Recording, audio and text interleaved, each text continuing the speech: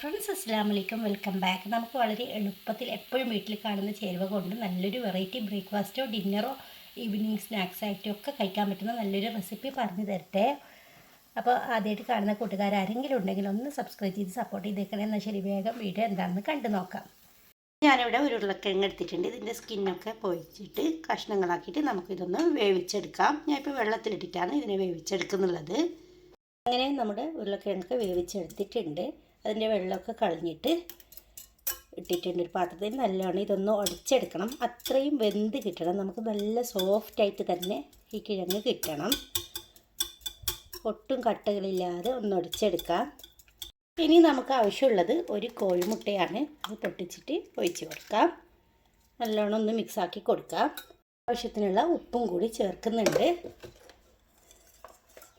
ഒന്നും കൂടി മിക്സാക്കി എടുക്കുകയാണ് ചെയ്യുന്നത്.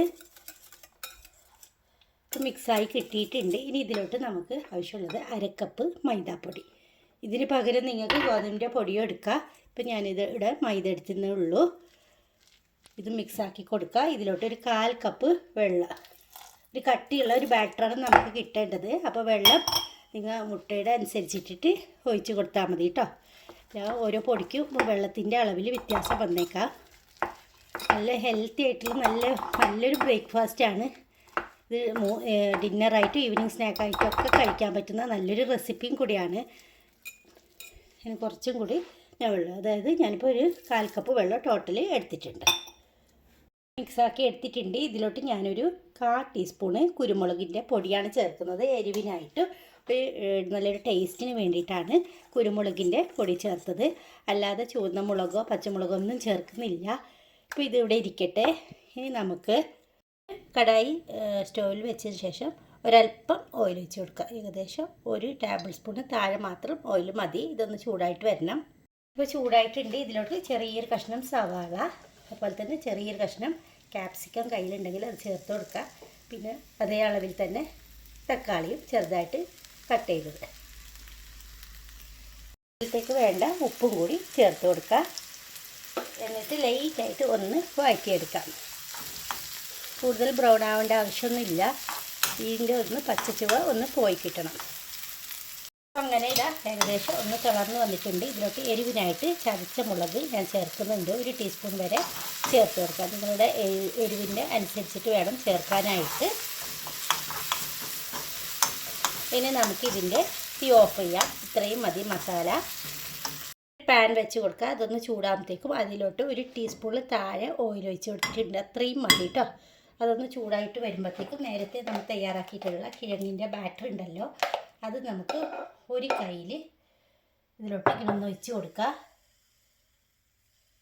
എന്നിട്ട് കയ്യിൽ വെച്ചിട്ട് തന്നെ ഒന്ന് നിരപ്പാക്കി കൊടുക്കുക.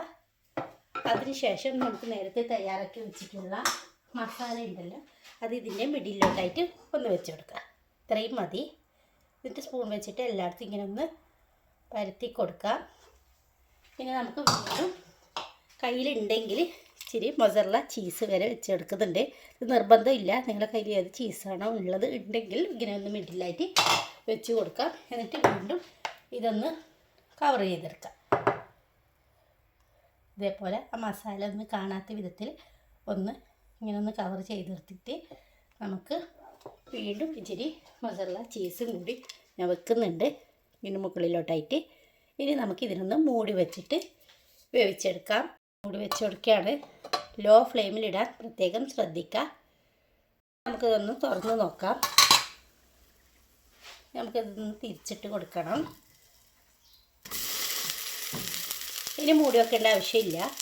ഇനി നമുക്ക് ഇതൊന്ന് എടുക്കാം. അങ്ങനെ ബാക്കിയുള്ളതെല്ലാം കൂടി ഇതേപോലെ ഒന്ന് ചെയ്തെടുത്താൽ മാത്രം മതി. അപ്പോൾ തീർച്ചയായും നിങ്ങൾക്ക് എല്ലാവർക്കും ഇത് ഇഷ്ടപ്പെടുന്ന ഒരു റെസിപ്പിയും കൂടി ആണ്. ട്രൈ ചെയ്ത് നോക്കണം. ഇഷ്ടമായ ലൈക്കും ഷെയറും സബ്സ്ക്രൈബും ഒന്നും മറക്കണ്ട.